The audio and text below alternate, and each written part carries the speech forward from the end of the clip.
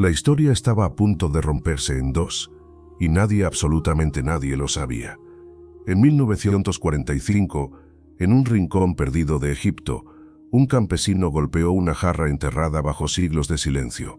Lo que salió de ahí no fue polvo ni escombros, sino 52 manuscritos que la historia oficial creyó haber enterrado para siempre. Antes de seguir, toma un segundo, cierra los ojos, imagina esa jarra sellada durante 1600 años, y pregúntate qué verdad habría protegido para ti. Si algo dentro de ti quiere seguir desenterrando lo que la historia ocultó, suscríbete ahora, dale like y comenta la palabra despierto. Esa será tu forma de romper el silencio que otros impusieron.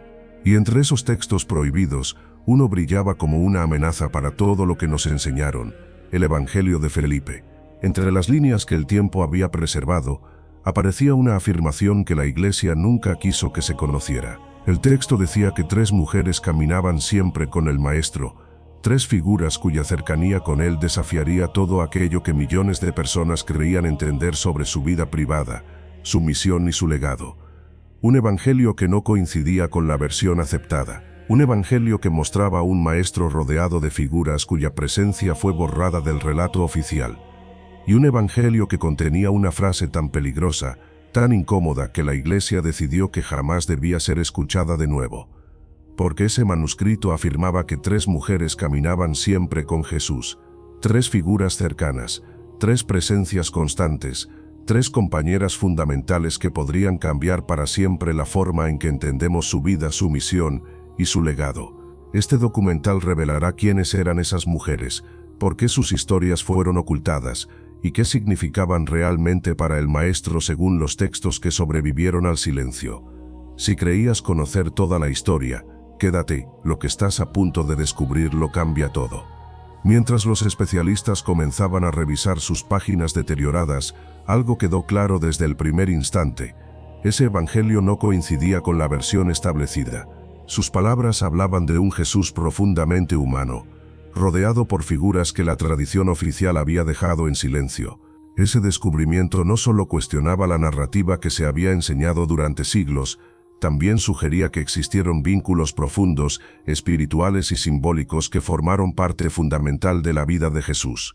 Los primeros cristianos conocían estas historias, las conservaron, las transmitieron, y solo después, con la llegada de concilios, censuras y decisiones políticas, fueron clasificadas como textos prohibidos.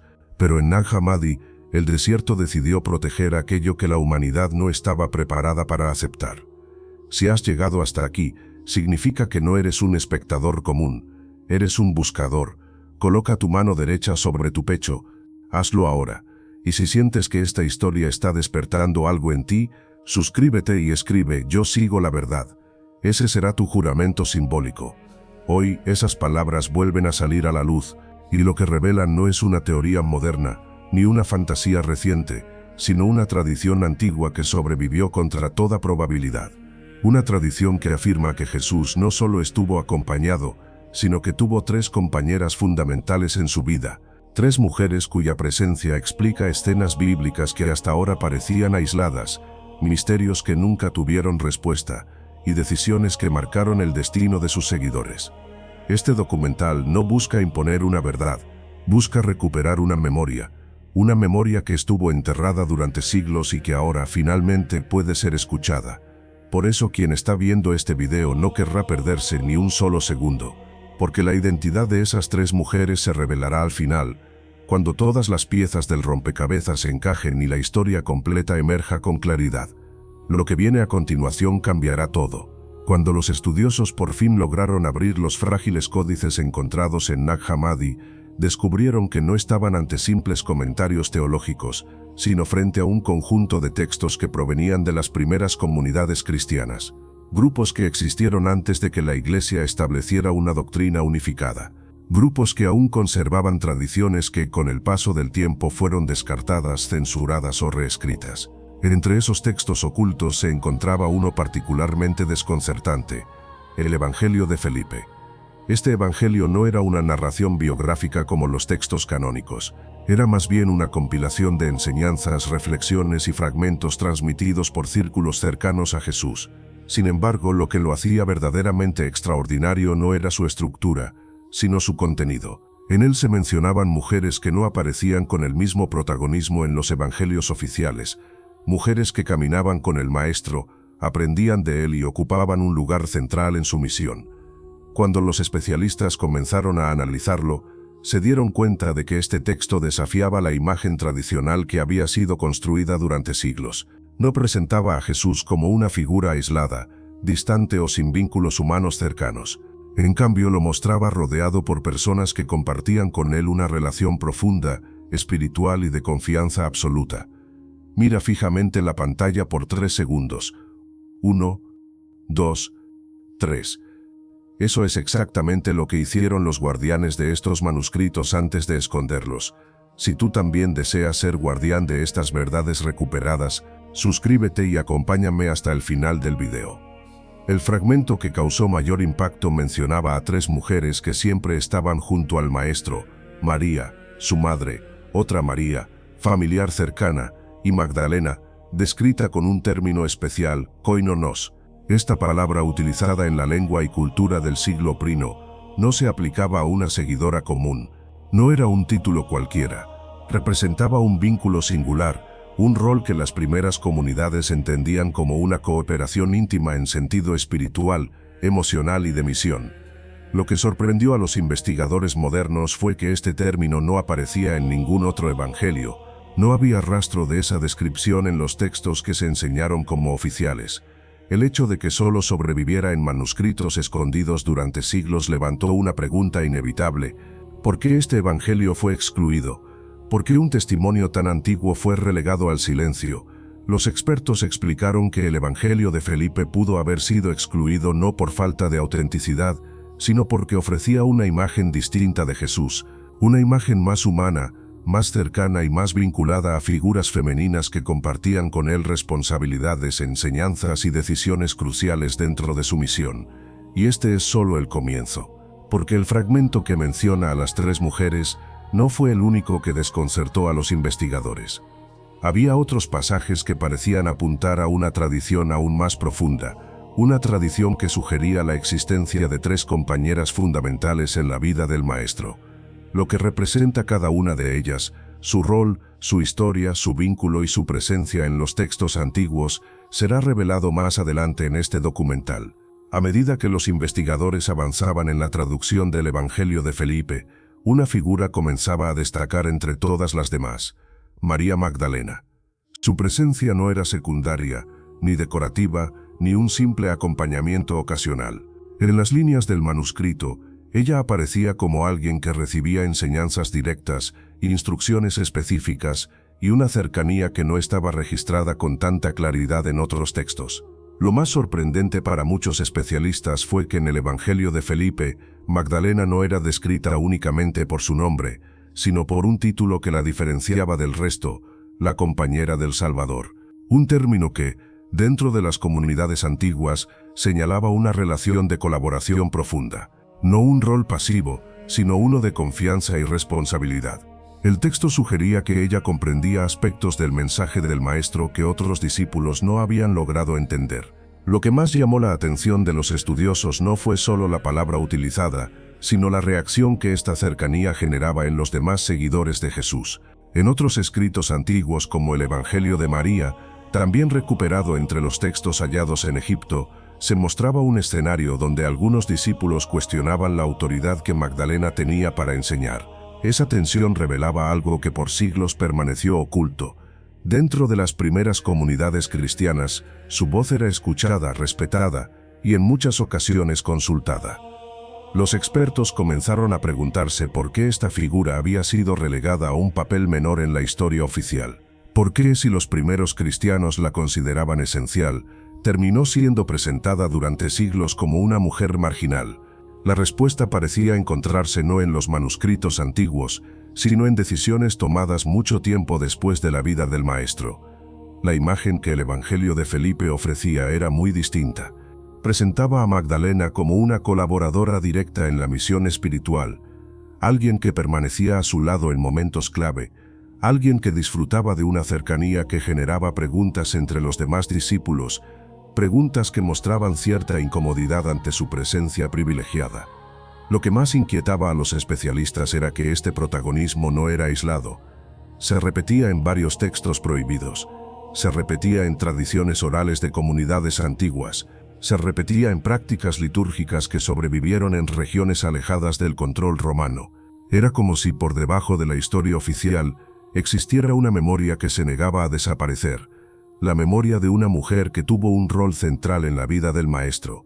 Esta parte del documental solo abre una de las piezas del rompecabezas, porque si Magdalena era una figura tan importante, ¿quiénes eran las otras dos mujeres mencionadas en las tradiciones antiguas?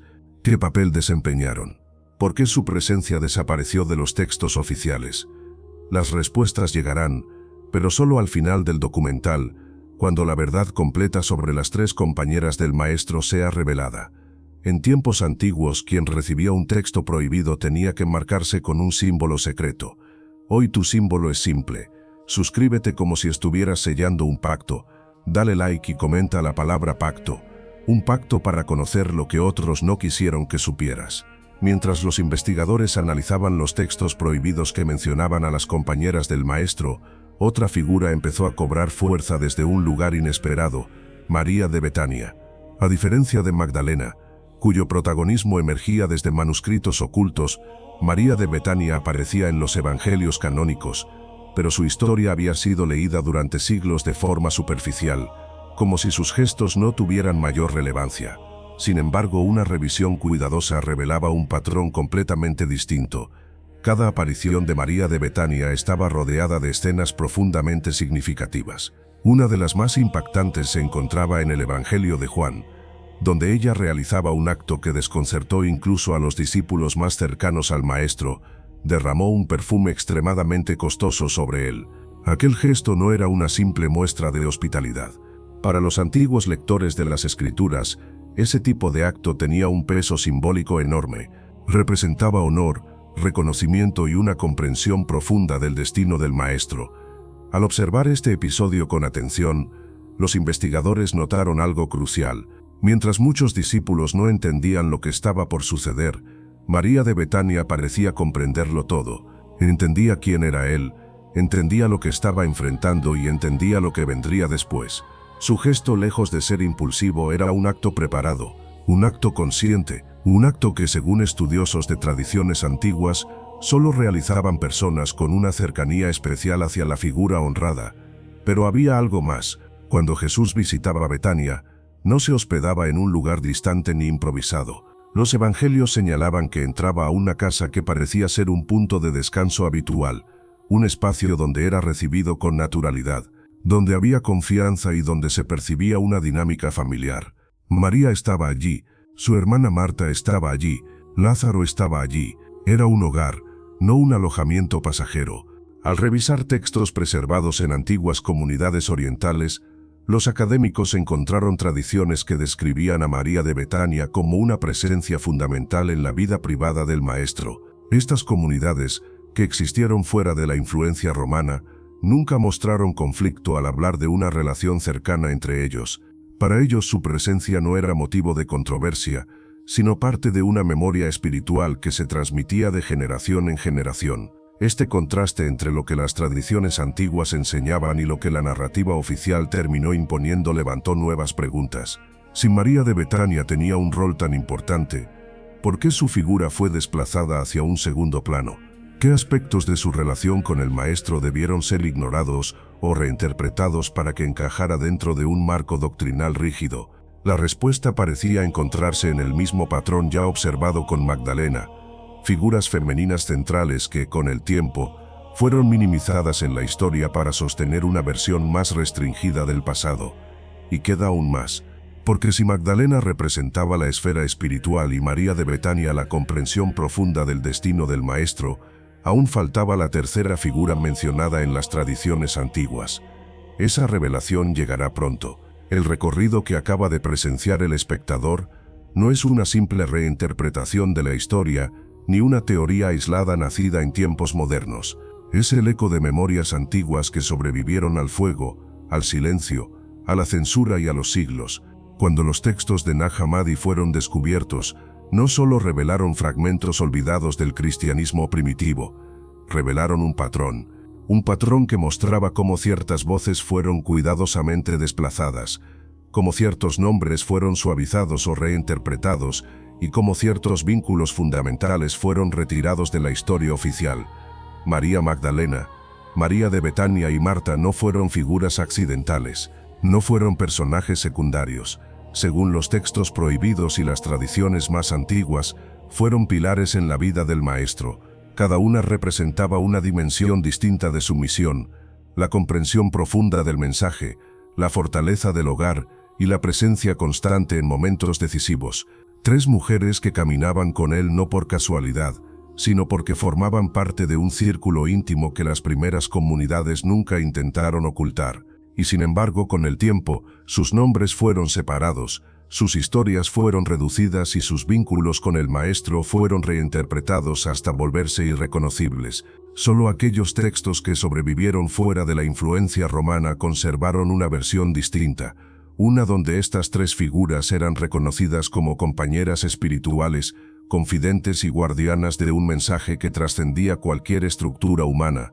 Pero la pregunta más importante surge ahora, en este mismo instante. Si estas 3 mujeres tan presentes en los textos prohibidos fueron esenciales en la vida del Maestro, ¿qué más fue retirado de la historia? ¿Qué otras piezas quedaron dispersas en manuscritos enterrados en tradiciones orales en comunidades aisladas que resistieron siglos de presión? El descubrimiento de las 3 compañeras no es una conclusión, es una puerta que ha permanecido cerrada durante casi 2 milenios y que ahora vuelve a abrirse. Y quien ha llegado hasta este punto entiende algo fundamental. Nada de lo que se ha mostrado aquí contradice la esencia del mensaje del Maestro. Al contrario, lo amplía, lo hace más humano, más cercano, más completo. La historia que ha sido enseñada por siglos es solo un fragmento, una parte cuidadosamente seleccionada. Pero la historia completa, la que incluyen los evangelios ocultos, los manuscritos enterrados y las tradiciones preservadas fuera de Roma, está comenzando a salir a la luz, y quienes la buscan, quienes no temen cuestionar y profundizar, forman parte de una nueva generación capaz de ver lo que estuvo velado durante siglos. Si esta verdad despertó algo en ti, suscríbete ahora, deja tu like y comenta despierto. Es tu forma de decir que ya no aceptas la historia incompleta. Hay textos que mencionan descendencia, hay manuscritos que hablan de linajes, hay historias que nunca llegaron a los concilios y que ahora comienzan a reaparecer.